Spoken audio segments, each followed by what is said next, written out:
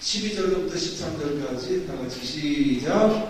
그 사람은 금과 보석같이 인조생활과 자존감과 필랑과 감정 향목과 감정 상하주면 감정나무와 지나가 주고 옥성을 만족하죠. 주변이 계류와 향기와 향과 향기와 보도가 큰다면 고민과 고민과 수하여 술래와 정글과 사람의 영혼에 내 목에 사람의 영혼이라는 것이 다 같이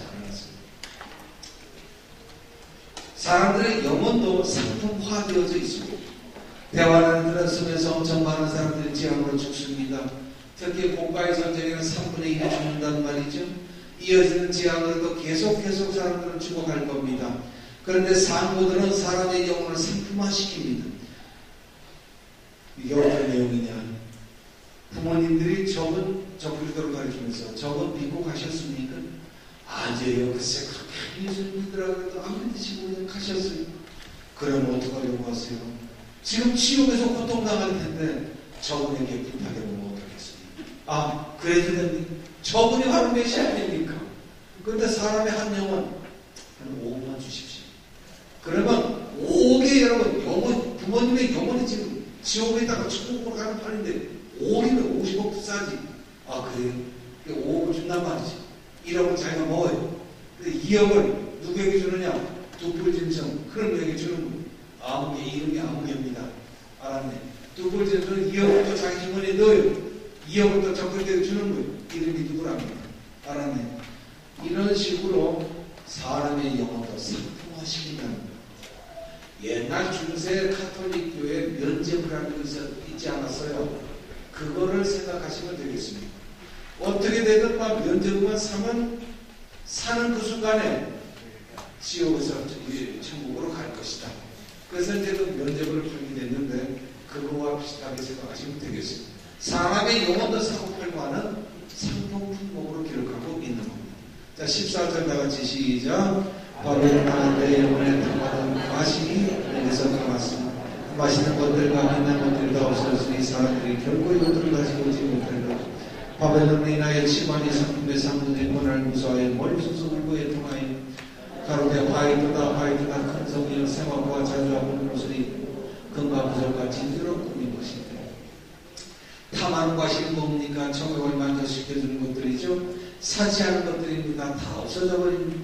이것들 때문에 정들의 표를 받았습니다. 근데 다 없어져 버렸어요. 허탈합니다. 망해버린 겁니다. 여기에 맛있는 것들은 좁고 기름진 음식을 말합니다. 상어 찌르렁이 요리라든가 발바닥 요리라든가 뭐 이런 것들입니다. 그런 고급스러운 음식들이 맛있는 것들이고 빛난 것들 이것은 세상을 사는데 호화롭게 해주는 것들 고급 침대, 고급 옷, 고급 향수, 고급 화장품, 보석으로 치장하는 것들 뭐 바바리 하나라도 런던 그 영국제 런던 포그라든가 마우라 하나라도 뭐 피에르 가르덴 마우라라든가 아니면 향수라도 샤넬 남바 5라든가 뭐 이런 것들 그런 것들에 그 사는데 아주 길들여져 있단 말이죠. 구두를 하나씩 넣고 디나리치 구두라든가 15절부터 16절 한번 봅니다. 시작. 그의 입에서 이양금이 나오니 그것으로 망고치게 친히 저희를 천장으로 다스리나 또 친히 하나님과 전능하시기에 맹렬한 침례 구두를 죄송합니다. 제 정신없이 식당을 엽니다. 이렇게 정신이 없으면 안 된다. 그 말씀을 드리고 싶습니다. 그렇게 정신없이 들으신 분은 안 계시죠? 제가 확인해 보려고 그런 겁니다. 15절로 16절까지 다 같이 시작. 바벨론으로 인하여 치고하는 상품의 상품들이 높고나는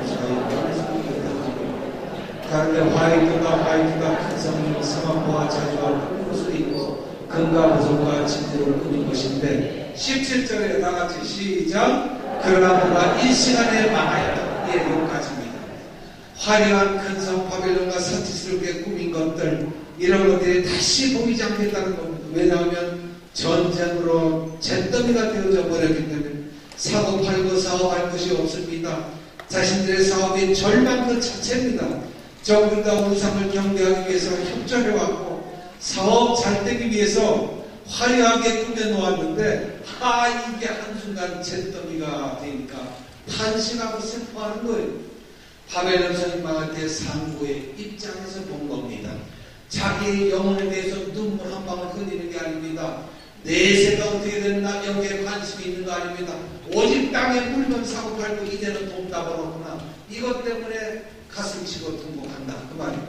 그러니까 상고의 입장에서 본 겁니다. 자, 그 다음에 17절부터는 해상에서 일하는 사람들의 입장에서 본 겁니다. 각 선장과 거기서부터 시작. 각 선장과 각 절을 내는 선인들과 바다에서 일하는 자들이 멀리 서서 그 붉은 명들을 보고 외쳐가되 이 근성과 같은 송이 어디 있느냐.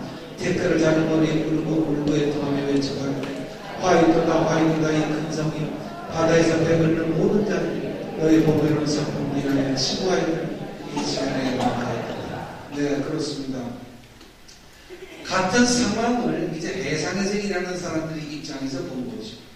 바다에서 무역으로 오고 가는 일하는 사람들이 바벨론 성이 핵폭탄으로 잿더미가 되고 불타는 것을 보며 탄식합니다. 물론 이들도 다 죽어요. 죽지만 그들의 시각에서 바벨론 성이 멸망하는 것을 어떻게 보는가 하는 겁니다. 사람의 정욕을 만족시켜주는 화려하고 사치스러운 상품을 신고 왔다 갔다 하면서 무역도 하고 돈 벌고 치고 했단 말이에요. 이 배부리는 무역하는 사람들이 이런 자신들의 삶과 꿈이 한순간 망하게 되어졌어요. 그러니까 이제 배 갖고 돈 벌고 사업하기도 이제 늦었어요. 배도 끼어질 뿐더러 배도 그 운영을 못하겠지만 선원들과 그 선주의 입장에서 세상이 망해가는 것을 보고 이렇게 한탄하는 겁니다. 그러니까 이제는 돈 벌고 상품으로 무역 실어가지고 돈 벌고 왔다 갔다 하는 이런 자신들의 삶과 꿈이 한순간 망하게 되어졌어요. 그 절망하는 모습입니다. 꿈은 사라지고 도대체 어떻게 살 것인가 이런 내용입니다. 어떤 한 사람도 자신의 영혼의 모습에 탄식하는 사람이 없다는 것. 자신들의 영혼이 그만큼 악으로 있기 때문에 그렇습니다. 자, 20절 우리 다 같이 시작. 하늘과 성도와 사람과 성도와 그를 인하여 진노하라. 하나님과 이르시고 나서 심판을 그에게 하겠습니다. 그렇습니다. 바벨론 성의 멸망은 하늘의 성도님들 땅의 성도님들 모두가 즐거워할 일이죠. 왜냐하면 성도님들의 원한을 시행하시는 심판 그 자체이기 때문에 그렇습니다. 성도님들을 핍박합니다. 죽이는 것에 대한 완벽한 심판이기 때문에 성도들은 기뻐하고 즐거워하는 그런 의미입니다. 바벨론 성이 멸망할 때 바다에서 일하는 사람들의 입장을 이제는 더 이상 돈을 못 벌겠구나 이것 때문에 탄식하는 모습을 보면서 세상의 죄로 엄청 무르익고 있음을 이해하게 되어집니다. 자신들의 영혼에는 관심이 없죠. 오직 눈에 보이는 세상, 상품, 물건, 돈, 정치, 권력, 명예 여기에 정과 욕망 이거 육신의 정욕, 안목의 정욕, 이생의 자랑 이겁니다. 여기에 관심이 있는 겁니다. 그래서 세상은 멸망할 수밖에 없는 겁니다. 21절로 21절 다 같이 한번 합니다. 시작.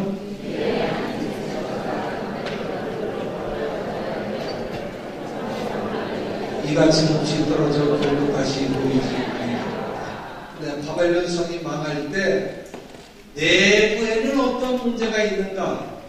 우리가 정치적인 입장에서, 정치하는 사람들 입장에서, 장사하는 사람의 입장에서, 바다에서 배부리는 선원들의 입장에서 다 봤단 말이죠. 그러면 바벨론 성이 멸망할 때 내부에 있는 상황은 어떤가 하는 것을 21절부터 기록하고 있는 그런 내용입니다. 예수님의 지상재림을 21절에 보면 지상재림을 대비해서 미가엘 천사장이 이렇게 한 일이라는 겁니다. 전 3년 반 때 미가엘 천사장이 오셔서 이스라엘 백성들을 도와주시고 후 3년 반 때에는 죄악된 세상을 아주 축복하시려 오실 이 일을 하시는 분이 미가엘 천사장입니다. 큰 성 바벨론의 멸망은 세계 작은 성도의 멸망으로 이어져 갑니다. 미가엘 천사가 맷돌 같은 돌을 던지는 상징적인 표현을 통해서 이와 같이 완전히 멸망하여 다시는 보이지 않을 것이다. 이렇게 표현하고 있는 거예요. 22절 23절까지 시작. 또 거룩한 자와 큰자와 청소한 자와 남달리는 자들의 소리가 결코 다시 내 가운데서 들리지 아니하고 물론 어떠한 세공업자든지 결코 다시 내 가운데서 들리지 아니하고 또 맷돌 소리가 결코 다시 내 가운데서 들리지 아니하고 그렇습니다. 문화를 완전히 다 멸망을 시킵니다. 23절에 봅니다. 등불빛이 결코 다시 내 가운데서 비치지 아니하고 신랑과 신부의 음성이 결코 다시는 내 가운데서 들리지 아니하고 너의 사고들은 땅의 왕족들이라 내 목소리라 영광되리요. 경제적인 것도 다 망할 뿐더러 이제 문화를 갖다가 망하게 합니다. 음악 소리가 끊긴다는 거예요. 검은 것 하는 자, 풍류하는 자, 춤소 부는 자, 나팔 부는 자가 없다는 거죠. 지금으로 말하자면 뭐 나팔로 트럼펫 불고 드럼 치고 뭐 올개 치고 하는 이런 오케스트라도 없어지고 밴드도 없어져 버렸다는 거예요. 노래하는 가수도 없어져 버려요. 노래 소리도 끊긴다는 거예요. 왜? 아니 너도 죽고 나도 죽고 다 죽는데 누가 악기를 연주할 거고 누가 노래를 부를 겁니까? 그 다 죽고 멸망하는데 누가 나팔을 불고 누가 춤소리 불 겁니까? 그래서 음악 소리가 끊긴다. 세공업자들이 하고 있다. 그렇죠. 너나 할 것이 다 죽고 다 멸망하는데 보석을 다 듣는다? 뭐 때문에 보석을 다 듣어요? 누가 보석을 살 겁니까? 필요 없다는 겁니다. 결혼하는 사람도 없어요. 신랑의 음성, 신부의 음성도 안 들린다는 거예요. 아니 다 죽는데 누가 결혼할 겁니까? 그때 신랑 입장, 신부 입장 그럴 사람이 누가 있겠어? 너도 가고 나도 가고 온 세상 다 가는 입장입니다. 맷돌? 그렇죠. 음식할 사람이 없어요. 맷돌 돌리는 건 이게 음식을 만드는 건데 너 죽고 나 죽고 우리 다 사라지고 문명이 걷어가는데 음식 만들 사람 누가 있어? 식당이 뭐 때문에 필요하고 식량이 잿더미가 되어지는데 음식 먹을 사람도 없는데 어떡하려고? 등불빛이 비치지 않고 그렇죠.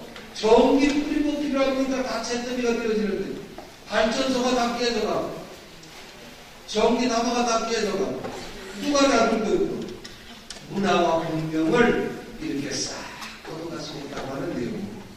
같은 심판을 문화적 심판으로 그려놓고 있습니다. 타락한 적들의 문화 이것을 심판하는 것으로 그려놓고 있는 거죠. 23절 하반절에 보면 복술이라고 되어 있어요. 이거는 복받기 위한 술법이거든요. 땅의 상고는 666명의 동복원과 혈연관계가 있다고 했죠.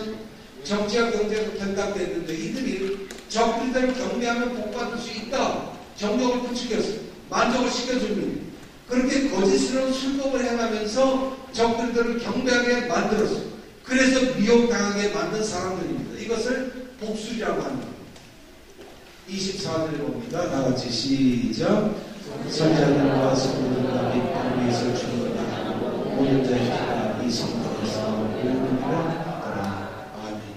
그런 복술로 인해서 마음이 미혹이 되어버렸어요. 그리고 선지자들, 성도님들, 땅에서 죽임당한 모든 자의 피가 성중에서 보였다. 바벨론 성이 그만큼 많은 사람들을 죽이고 핍박을 하고 하나님 보시기에 못된 짓을 많이 했다는 겁니다. 그래서 여기 성에 피가 묻어 있는 것을 보면서 그 피의 대가로 완전히 멸망시켰다는 것을 보여주고 있는 내용입니다. 일곱 대접 재앙은 적들에 정치, 종교, 문화에 대한 하나님의 완벽한 심판이십니다. 교회 시대 동안에 이신 분들의 기도를 통해서 7년 대환란이 시작이 됩니다. 순교자의 기도의 응답으로 후상 연반이 시작되면서 일곱 대접 재앙으로 운명의 진노의 포도주 위에 세워놓은 모든 문명을, 모든 경제를 하나님은 싹 걷어가시는 거죠. 이것을 말씀하고 있는 것이 18장의 내용입니다. 자, 오늘 말씀의 결론을 올립니다. 다섯째 나팔 재앙으로 말씀드린 대로 성도들이 첫 번째 연단을 통과하고 꼭 국가의 전쟁으로 세계 3분의 1을 죽는 성도님들의 두 번째 연단을 통과하게 되면서 일단 휴식을 합니다. 그리고 후 3년 반에 몇 개월 휴식한 다음에 후 3년 반에 적그리 등장과 666명의 동방왕이 세워지고 자칭 제1메시아라고 소개할 것이고 성경 찬송을 받고 나갈 겁니다. 7대들 재앙이 나타나기 전에 이렇게 되어지면서 순교자들의 수가 충만하게 되어질 겁니다. 그래서 순교의 열풍이 불어닥치게 되어지죠. 하나님께서는 순교자들의 영혼을 부디 바닷가에 데려다 놓으실 겁니다. 순교자의 수가 충만해질 때 하나님은 그들의 기도에 응답하셔서 7대적 재앙으로 죄악된 적 그리스도의 그 세상을 철저하게 심판하실 겁니다. 이런 엄청난 재앙 속에 성도님들은 세 번째 연단 과정을 마치면서 선으로 익은 열매가 되어 천년왕국에 들어가기를 기다리게 되어지는 것이죠. 그러니까 다 연단을 받은 분들은 순교자들에 되어서 순교로서 두 번째 익은 열매 추수해가고 남은 연단을 7대전 재앙으로 받음으로 인해서 세 번째 익은 열매가 되어져서 천년왕국으로 들어가게 되어집니다. 라고 하는 겁니다. 그래서 19장에는 예수님의 제자가 천년왕국이 나타나게 되어지는 것이죠. 자, 이래서 16장에서부터 18장까지 적그리스도의 정치, 종교, 경제 문화를 완벽하게 심판하는 모습을 우리가 이 시간에 공부하겠습니다. 자, 찬송 하나 부르고요. 광고 있으십니까? 네, 찬송 하나 부르고 잠깐 기도하고 말씀하겠죠. 56장 믿음 강의실 찬송 부르고 말씀하도록 합니다.